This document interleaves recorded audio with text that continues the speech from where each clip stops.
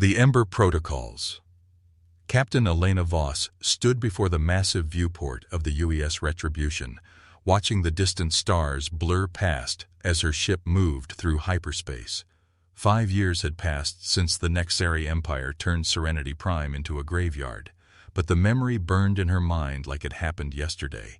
She could still see her daughter Maya's face in those final moments during their video call, confusion replacing laughter as the orbital bombardment began.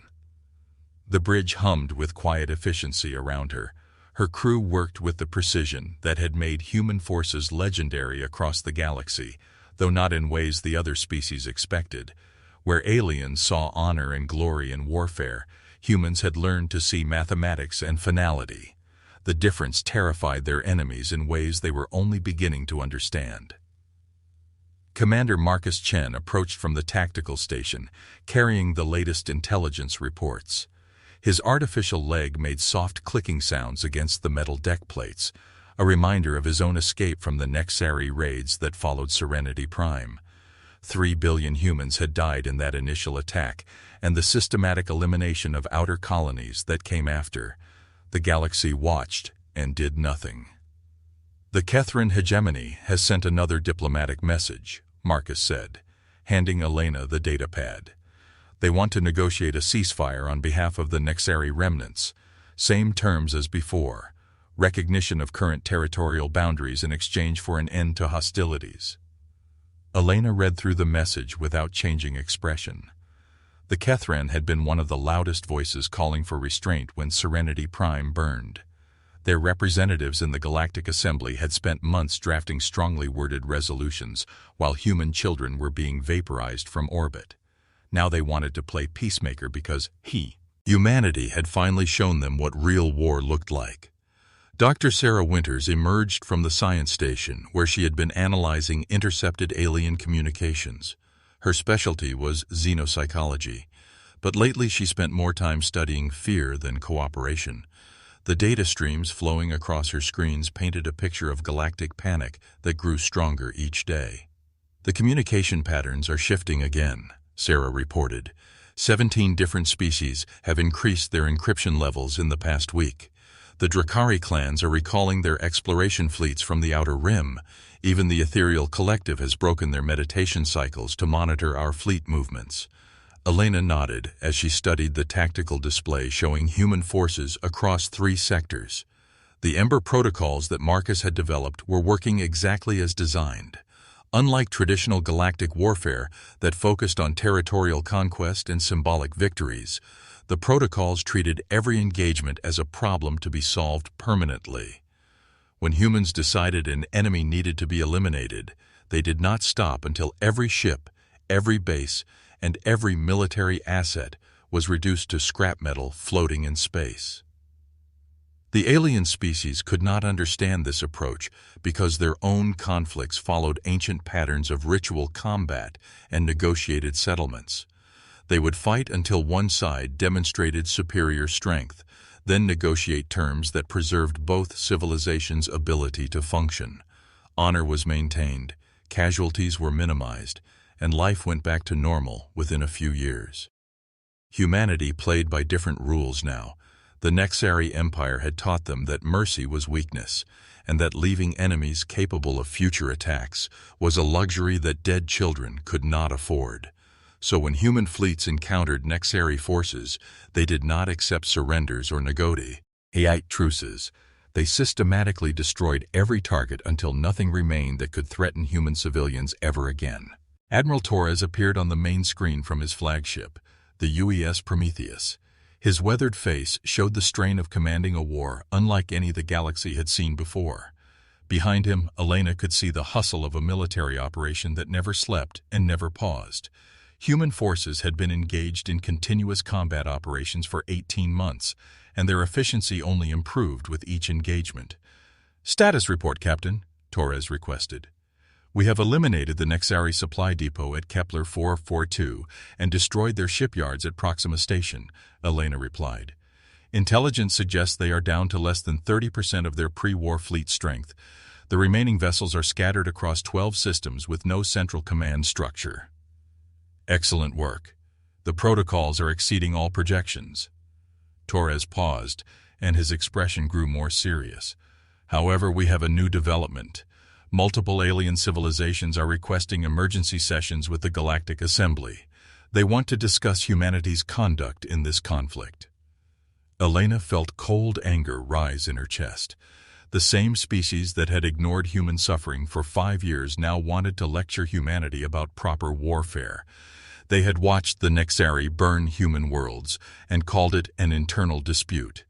Now that humans were winning, suddenly everyone cared about galactic stability and proportional response. Marcus activated his workstation and pulled up the intelligence analysis he had been preparing. Charts and graphs showed the systematic dismantling of Nexari military capabilities over the past year and a half. Each engagement was precisely planned to eliminate maximum enemy assets while preserving human resources for the next target. The aliens are calling our tactics excessive and unsustainable, Marcus explained. They claim that humanity's refusal to accept Nexar surrender offers violates established conventions of interstellar warfare. They want us to negotiate a settlement that preserves the Nexari as a functioning civilization. They want us to leave our enemies alive, so they can rebuild and attack our children again in 20 years. Elena translated. The galaxy still does not understand what they created when they ignored Serenity Prime. Dr. Winters brought up her analysis of alien psychological profiles on the main display. The data showed fear responses across multiple species that had never been recorded before. Civilizations that had existed for thousands of years were experiencing existential anxiety about humanity's new role in the galactic order. The fear is not just about our military capabilities, Sarah explained. They are afraid because we represent a completely different philosophy of conflict resolution. Most galactic species view war as an extension of diplomacy, a way to negotiate better terms while maintaining the fundamental balance of power. We view war as a tool for permanently removing threats to our survival. Elena walked to the tactical display and studied the current positions of human and alien forces. The Ember protocols had been designed around a simple principle. If something threatened human civilians, it needed to be destroyed completely. This was not cruelty or vengeance. It was practical problem-solving applied to interstellar warfare. The aliens feared this approach because it made their traditional diplomatic strategies obsolete. They could not threaten humanity with military action because humans would respond by eliminating the entire civilization that made the threat. They could not offer negotiated settlements because humans were not interested in temporary solutions that left future dangers intact. Signal from the Altarian Republic, Marcus announced. They are requesting safe passage through human-controlled space for a diplomatic mission to the Nexari homeworld. They want to negotiate a surrender agreement that preserves Nexari territorial integrity. Elena considered this request for several seconds. The Altarians had been among the most vocal supporters of non-intervention when human colonies were being exterminated. Their current concern for Nexari survival was touching but irrelevant to human strategic objectives. Denied, she finally responded. Inform the Altarians that human forces will continue operations until all Nexari military assets have been eliminated. Any attempt to interfere with these operations will be considered an act of war against humanity. The bridge fell silent as her crew processed the implications of this message. Elena was not just refusing to allow alien interference in human military operations. She was establishing humanity as the dominant military force in this sector of the galaxy. The species that had ignored human suffering now had to accept human authority or face the same systematic elimination that was destroying the Nexari Empire. Admiral Torres nodded approvingly from the main screen. The other species are learning that actions have consequences. For too long they have treated galactic politics like a game with no real stakes. Serenity Prime taught us that the stakes are the lives of our children, and we will never forget that lesson. As the UES Retribution continued its journey toward the next Nexari target, Elena reflected on how much humanity had changed in 5 years. They had entered the galactic community as eager newcomers seeking friendship and cooperation. The other species had welcomed them with condescending patience, treating humans like children who needed to learn their place in the established order. The massacre at Serenity Prime had ended that phase of human development forever. Now, humanity approached galactic politics with the same systematic efficiency they applied to warfare. Every relationship was evaluated based on its contribution to human security. Every agreement included enforcement mechanisms that could not be ignored or circumvented. Most importantly, every potential threat was identified and eliminated before it could endanger human civilians. The galaxy had created something new when they ignored humanity's greatest tragedy. They had created a species that would never again depend on alien mercy for survival. The other civilizations were beginning to understand what this meant for the future of interstellar relations. Soon they would discover that begging for peace was much harder than preventing war. The reckoning arrives. The massive diplomatic station, Harmony's crown, hung in space like a geometric flower, its multiple docking bays extending in all directions to accommodate the largest ships in the galaxy. Captain Elena Voss watched through the viewport as 12 different alien fleets approached the neutral meeting point. Each fleet flew in formations designed to demonstrate peaceful intentions, with weapons powered down and defensive shields at minimum levels. It had taken 6 months for the galaxy to organize this emergency summit, 6 months during which human forces had systematically eliminated every remaining Nexari military installation across 14 star systems. The Nexari Empire that had once controlled over 200 worlds now existed only as scattered refugee camps and broken orbital habitats. Their military had been reduced to exactly 0 functional warships, just as the Ember protocols required. Commander Marcus Chen stood beside Elena, reviewing the intelligence reports on each alien delegation. His expression remained neutral as he catalogued the species that had come to beg for humanity's restraint. The Kethran hegemony had sent their first speaker personally, the highest honor their civilization could bestow. The ancient Valdorian Confederacy had emerged from centuries of isolation specifically to attend these talks. Even the mysterious Quantum Collective had manifested physical representatives for the first time in galactic history. Impressive turnout, Marcus observed quietly. 17 major civilizations and 36 minor systems. The last time this many species gathered in one place was for the Great Expansion Treaty 400 years ago. Dr. Sarah Winters approached from her analysis station, carrying data that would reshape everyone's understanding of human psychology. For months, she had been monitoring alien communications about humanity's conduct in the war, and the patterns she discovered explained why the galaxy was so desperate for these peace talks. "They are not just afraid of our military capabilities," Sarah reported. "They are experiencing what their xenopsychologists call existential paradigm displacement. Every assumption they had about warfare and civilization has been proven wrong by our response to the Nexari threat." Elena studied the psychological profiles displayed on Sarah's tablet. Species that had existed for millennia were questioning their most fundamental beliefs about conflict resolution and interstellar relations. The systematic efficiency of human warfare had broken something in their collective understanding of how civilized beings should behave. Admiral Torres materialized as a hologram in the center of the command area. His image flickered slightly due to the massive electromagnetic interference generated by so many alien technologies operating in close proximity. Behind him, Elena could see the bridge of his flagship, where human officers monitored every movement of the alien fleets with mechanical precision. "Final status report before we begin negotiations," Torres requested. "All Nexari military assets have been eliminated as planned," Elena responded. "Their government has ceased to exist as a functional entity. Civilian populations have been relocated to refugee centers administered by neutral species. The threat to human colonies has been permanently removed." Torres nodded with satisfaction.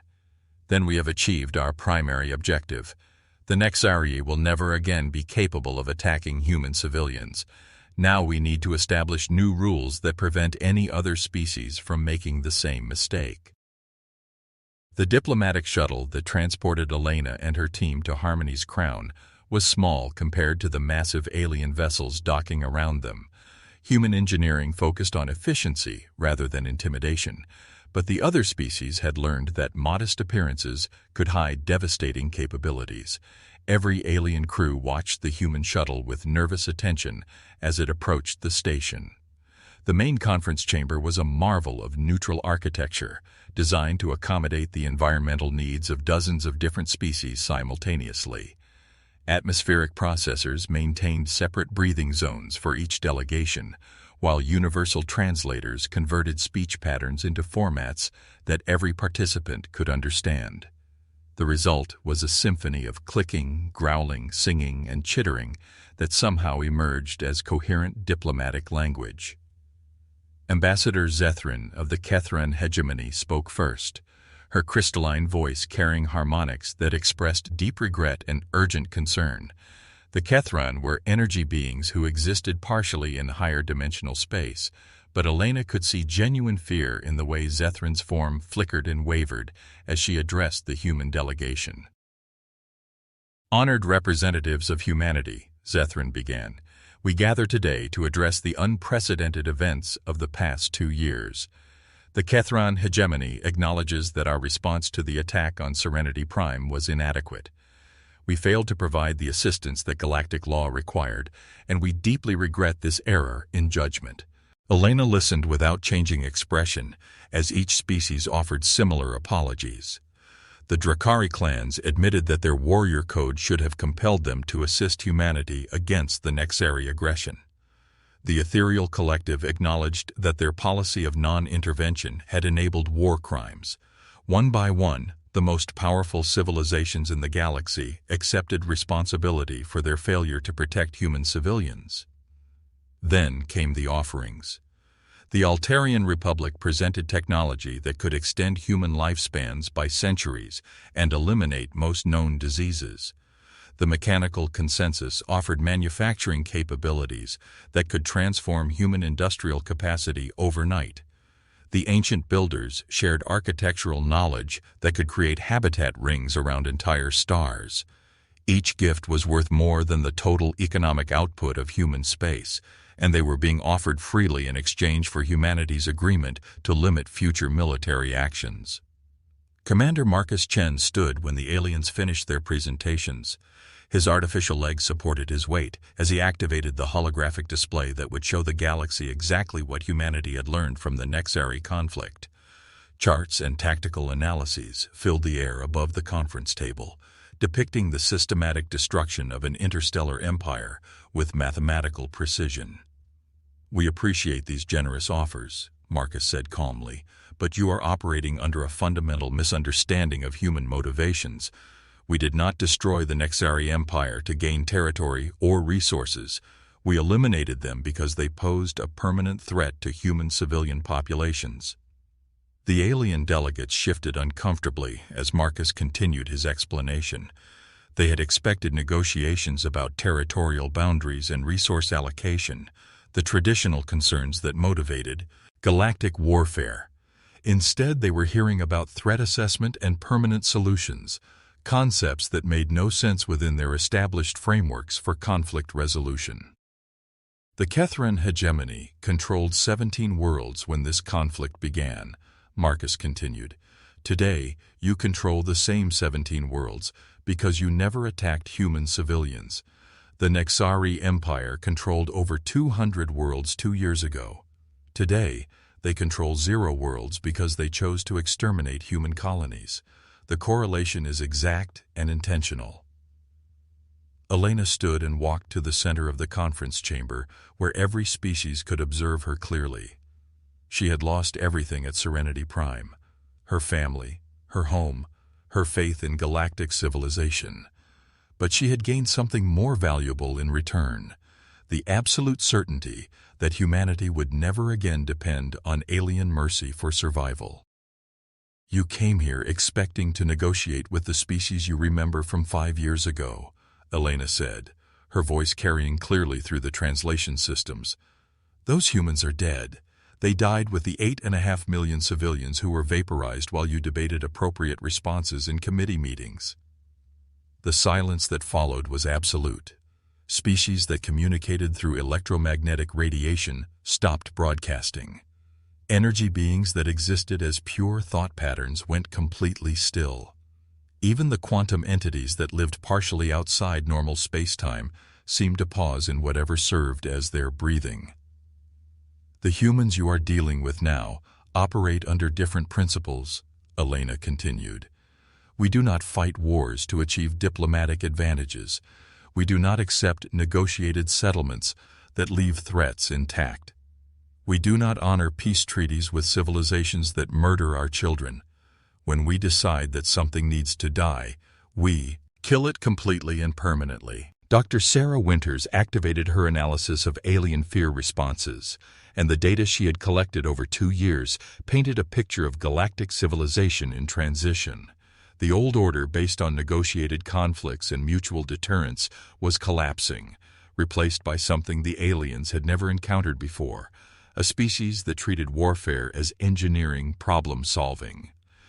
You are afraid because you finally understand what you created, Sarah explained to the assembled delegates. For centuries, you have maintained peace through mutual weakness, everyone strong enough to hurt each other, but not strong enough to achieve decisive victories. Humanity refuses to participate in that system because we have learned that mutual weakness leads to dead children. The alien delegates began speaking among themselves in urgent tones, their translation devices struggling to keep up with overlapping conversations in dozens of languages. Elena could see the fear in their postures and movements as they realized that their traditional diplomatic strategies would not work against humanity's new approach to galactic politics. Ambassador Zethran's form stabilized as she prepared to make the hegemony's final offer. What would humanity require to rejoin the galactic community under the established frameworks for peaceful coexistence? Elena exchanged glances with Marcus and Sarah before responding. They had discussed this moment many times during the long months of warfare, and their answer had been prepared with the same systematic thoroughness they applied to military operations. Humanity will establish new frameworks, Elena announced. Any species that attacks human civilians will be eliminated completely. Any civilization that supports such attacks through action or inaction will face the same consequences. These are not negotiation positions. They are physical laws that will be enforced with the same certainty as gravity. The chamber erupted in concerned discussions as the aliens processed the implications of humanity's position. They were not being offered partnership or alliance. They were being informed about the new reality of galactic politics under human oversight. The species that had once treated humanity as junior partners now faced the choice of accepting human leadership or risking the same systematic elimination that had destroyed the Nexari Empire.